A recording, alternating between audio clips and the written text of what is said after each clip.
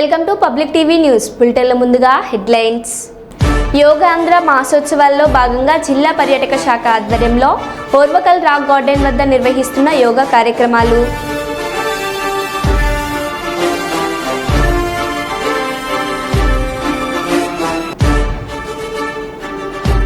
ఎర్రగుంటపల్లిలోని ప్రజలకు MLA camp కార్యాలయంలో ఇందిరమ్మ ఇండ్ల ప్రొసీడింగ్స్ పంపిణీ కార్యక్రమం ఘనంగా నిర్వహణ.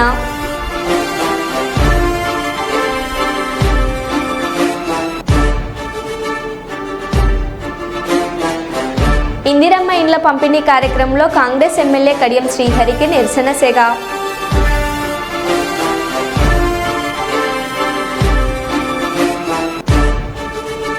భారతీయ జనతా పార్టీ ప్రధాన కార్యాలయ ప్రారంభోత్సవ సభలో రేషన్ మాఫియాపై ఘాటైన విమర్శలు.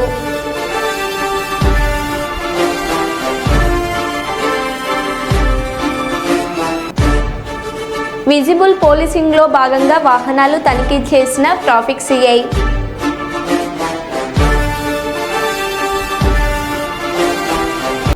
ఇక వివరాల్లోకి వెళ్తే, తెనాలిలో యువకులను పోలీసులు నడి రోడ్డుపై కొట్టిన ఘటన హోంమంత్రి అనిత స్పందించారు. పోలీసులు రౌడీ షీటర్లను గంజాయి బ్యాచ్ని కొట్టారు. అలాంటి వాళ్లను న్యాయస్థానాల కంటే ముందే పోలీసులు శిక్ష వేశారు. పోలీసులు యాక్షన్ తీసుకోలేదని అంటారు, తీసుకుంటే విమర్శిస్తారు. దీనికి కులాన్ని మతాన్ని అంటగట్టడం సరికాదు. డాక్టర్ సుధాకర్ను రోడ్డుపై అడ్డుకున్నప్పుడు జగన్ ఎందుకు స్పందించలేదని హోంమంత్రి అనిత అన్నారు.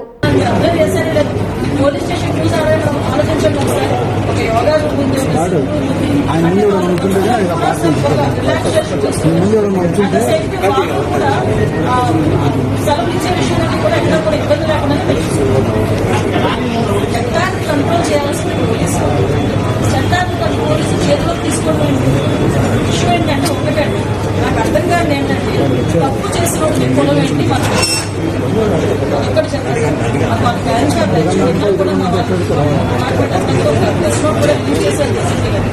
అసలు వాళ్ళ మీద ఎన్ని రౌడీ షీట్స్ ఉన్నాయి, అసలు తెలంగాణలోని సోషల్ రెస్పాన్సిబిలిటీ కూడా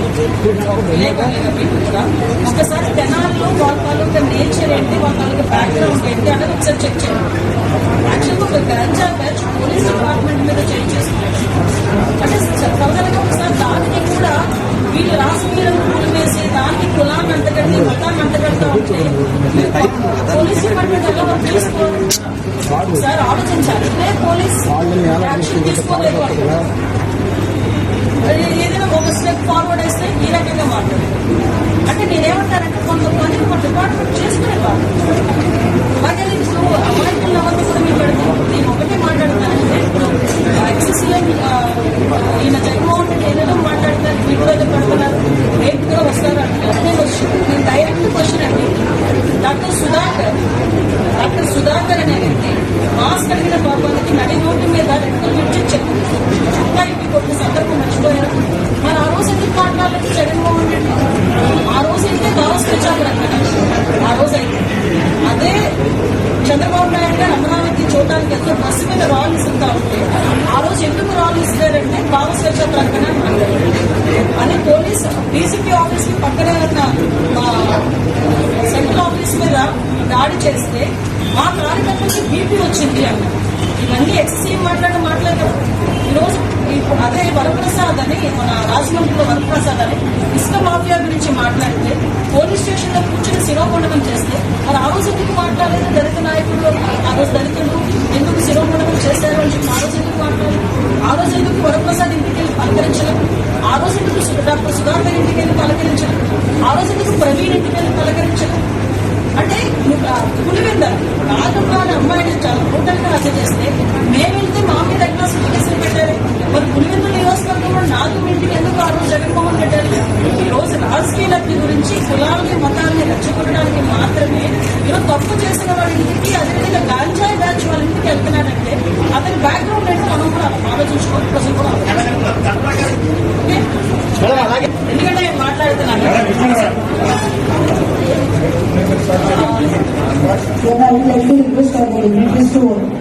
ఎందుకంటే లాస్ట్ టైం సజ్జల గారి చేతిలో, లాస్ట్ హోమ్ మినిస్టర్ చేతిలో కానీ సీఎం చేతిలో కానీ పోలీస్ డిపార్ట్మెంట్ ఉండేది కాదు, సజ్జల గారి చేతిలో.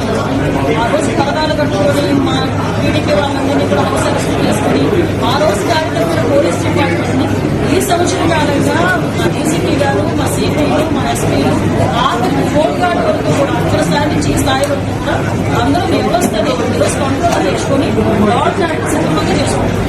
అది ప్రజలు కూడా గమనించారు. ఆత్మకూరు మండల కేంద్రంలో నూతనంగా ఏర్పాటు చేసిన భారత రాజ్యాంగ నిర్మాత భారతరత్న డాక్టర్ బాబాసాహెబ్ అంబేద్కర్ విగ్రహాన్ని టీపీసీసీ ఉపాధ్యక్షులు శ్రీ దొమ్మటి సాంబయ్యతో కలిసి ఆవిష్కరించిన పరకాల శాసనసభ్యులు శ్రీ రేవూరు ప్రకాష్ రెడ్డి.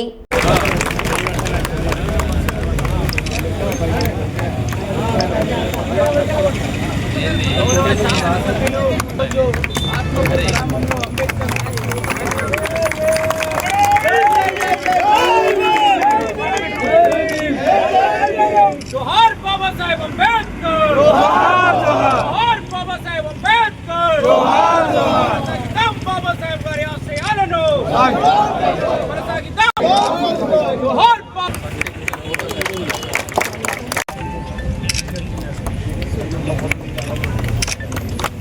जोहार बाबा साहेब अंबेडकर. విశ్వ హిందూ పరిషత్ తెలంగాణ ప్రాంతం దుర్గవాహిని ప్రాంత శౌర్య ప్రశిక్షణ వర్గ అన్నజిగూడ మే 27 తారీఖు నుండి 3వ తారీఖు వరకు ఎంపిక చేసినటువంటి బాలికలకు శిక్షణ జరుగుతుంది. ఈ యొక్క ప్రశిక్షణ వర్గాల్లో శారీరక, మానసిక వివిధ రంగాల్లో శిక్షణలు ఇవ్వడం జరుగుతుంది. తెలంగాణ ప్రాంతం నుండి మొత్తం 250 మంది శిక్షార్హులు ఈ యొక్క శిక్షణలో పాల్గొన్నారు.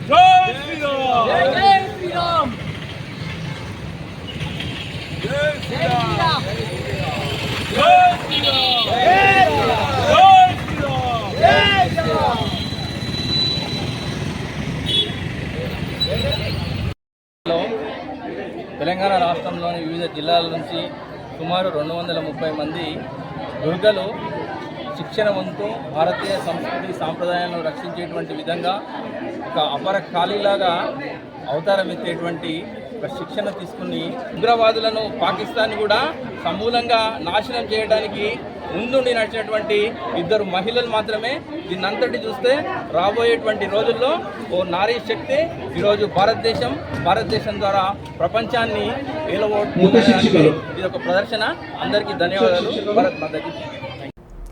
యోగాంధ్ర మాసోత్సవాలలో భాగంగా జిల్లా పర్యాటక శాఖ ఆధ్వర్యంలో ఓర్వకల్ రాక్ గార్డెన్ వద్ద నిర్వహిస్తున్న యోగా కార్యక్రమం యోగాసనాలు వేస్తున్న జిల్లా కలెక్టర్ పి రంజిత్ బాషా, పాణ్యం ఎమ్మెల్యే గౌరు చరిత, జాయింట్ కలెక్టర్ డాక్టర్ బి నవ్య యోగా అభ్యాసకులు ఉన్నారు.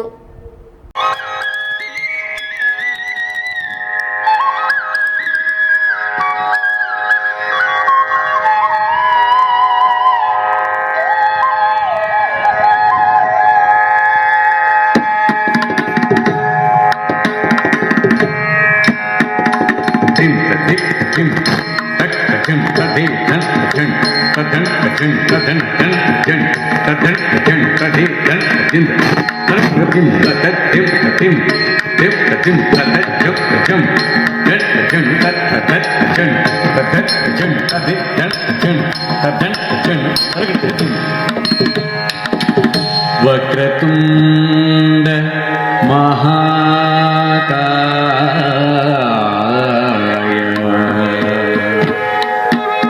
వక్రతుండ మహాకాయ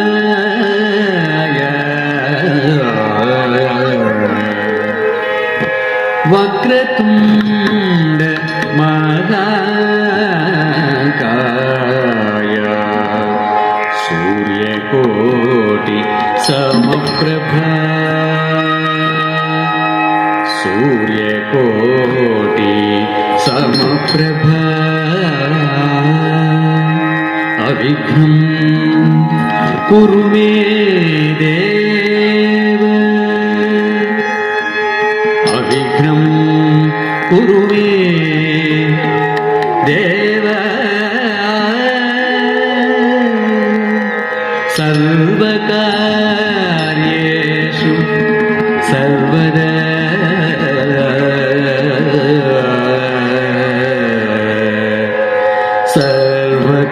సర్వకార్యేషు సర్వదః.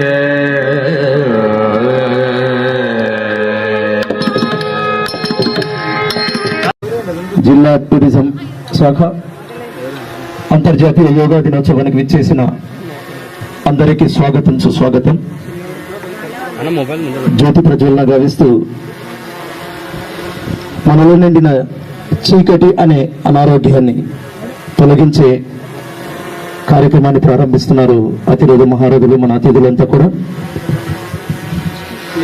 శుభం కరోతి కళ్యాణం తీసుకొని దీర్ఘంగా శ్వాస తీసుకొని నాతో పాటు అందరూ కూడా ఓంకారం చెప్దాం.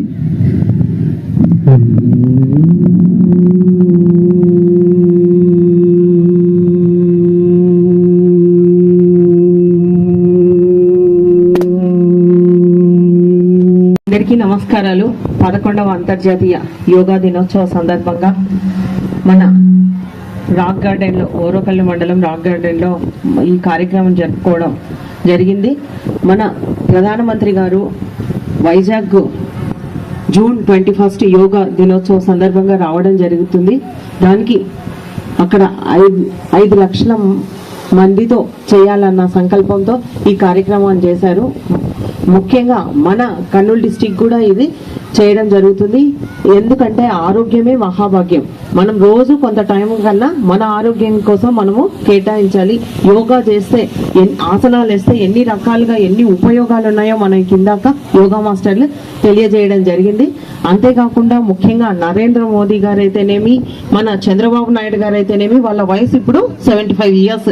ఈ ఇయర్ అంత వయసు ఉన్నప్పటికీ కూడా వాళ్ళు అంత చురుగ్గా, అంత హుషారుగా పనిచేస్తా ఉన్నారంటే దానికి కారణం ఖచ్చితంగా వాళ్ళు ఆరోగ్యంపై ప్రత్యేకమైన శ్రద్ధ పెట్టడం, అంతేకాకుండా యోగా చేసుకోవడం వల్ల కూడా దానివల్లనే మన దేశానికంతా యోగాను అందరికీ ఈ తెలియజేయాలి, అందరినీ దీనిలో భాగస్వాములు చేయాలన్న ఉద్దేశంతోనే మన మోదీ గారు, మన సీఎం గారు ఈ కార్యక్రమాన్ని చేపట్టడం జరిగింది. ఆర్కే బీచ్ నుండి భీమిలి వరకు దాదాపు 26 కిలోమీటర్ల మేన అందరూ యోగా చేయాలని జూన్ 21 ఈ కార్యక్రమానికి శ్రీకారం చుట్టడం జరిగింది. కాబట్టి దీనివల్ల కనీసం 10% అయినా మార్పు వస్తుంది. రోజు వాళ్ళు యోగా చేసుకొని వాళ్ళ ఆరోగ్యంగా ఉంటారు. ఆరోగ్యంగా ఉంటే మనకి మెదడు బాగా పనిచేస్తుంది, మనం ఇంకా ఎక్కువ కాలం కూడా పనిచేయగలుగుతాం అన్న ఉద్దేశంతో మన సీఎం గారు ఎప్పుడు చూపిస్తూ ఉంటారు. మనకి ఆయన ఫింగర్కి ఒక రింగ్ పెట్టుకొని ఉంటారు. దానికి కారణం అది ఎంత టైం నిద్రపోతా ఉన్నారు, ఎంత వర్క్ చేస్తున్నారు, మీ శరీరానికి ఇంకా ఏం అవసరం అని అన్ని తెలియజేస్తా ఉంది. కాబట్టి ఎన్నో ఆరోగ్య సూత్రాలు ఉన్నాయి. మనం కూడా వాటిని పాటించి మనం కూడా ఆరోగ్యంగా ఉండాలి అన్న ఉద్దేశంతోనే మన ప్రధానమంత్రి గారు అయితేనేమి, చంద్రబాబు నాయుడు గారు అయితేనేమి ఈ కార్యక్రమాన్ని శ్రీకారం చుట్టడం జరిగింది. కాబట్టి అందరూ కూడా దీనిలో భాగస్వాములై ప్రతి ఒక్కరూ తమ జీవిత కాలంలో ప్రతిరోజు 1 గంట అయినా యోగా కోసం కేటాయించి అందరూ ఆరోగ్యాలతో ఉండాలా అన్నదే ఈ సంకల్పం. అందరికీ థ్యాంక్స్. ఈ అవకాశం ఇచ్చినందుకు మీకు అందరికీ నా హృదయపూర్వక ధన్యవాదాలు తెలియజేసుకుంటున్నాను. చెన్నూరు మండలంలోని చెన్నూరు ఎమ్మెల్యే క్యాంపు కార్యాలయంలో ఎర్రగుంటపల్లిలోని ప్రజలకు ఇందిరమ్మ ఇండ్ల పథకం కింద అర్హులైన లబ్ధిదారులకు ఇళ్ల ప్రొసీడింగ్స్ ఫారంలు పంపిణీ కార్యక్రమం శుభారంభంగా జరిగింది. ఈ కార్యక్రమంలో ముఖ్య అతిథులుగా స్థానిక శాసనసభ్యులు శ్రీ వివేక్ హాజరై లబ్ధిదారులకు ఫార్ములాను స్వయంగా అందజేశారు.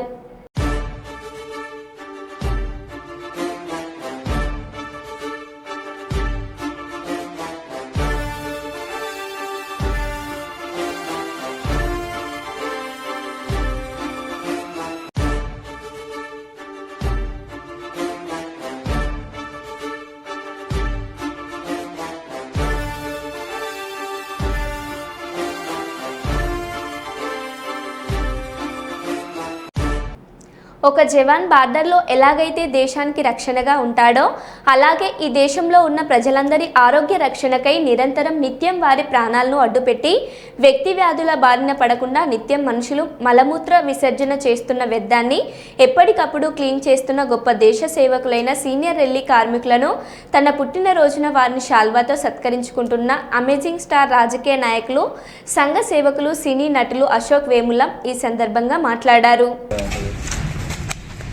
పట్టుకో పట్టుకో పెద్ద పట్టుకో అడుగుడు అడుగుడు ఇట్లాంటి కార్యక్రమాలు తెలుసు. కుర్చీ టేబుల్ కుర్చీ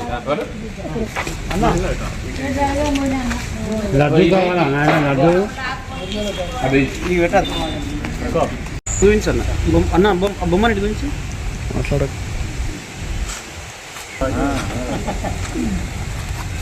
అది తీయకు, మెడలకే తీయక అట్లా ఉంటుంది. నిలబడి ఒకసారి తీద్దాం.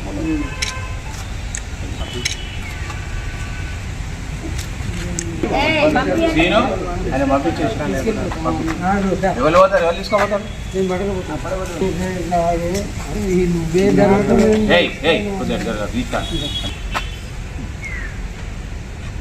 బాబు నువ్వు తిరుగు, కూర్చోడ కూర్చో కూర్చో, ఇటు ముఖం పెట్టి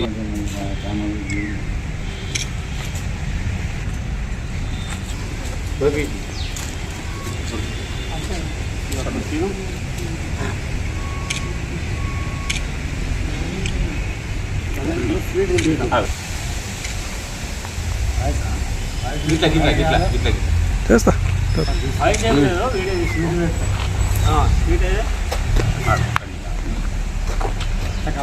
చూడండి అప్పుడు గిన్నె ముంగడు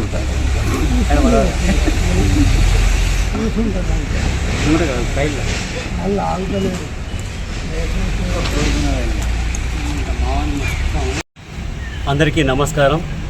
ఈరోజు నా బర్త్డే సందర్భంగా ఒక కార్యక్రమం చేద్దామని నేను మన గాంధీ సార్ని సంప్రదించడం జరిగింది.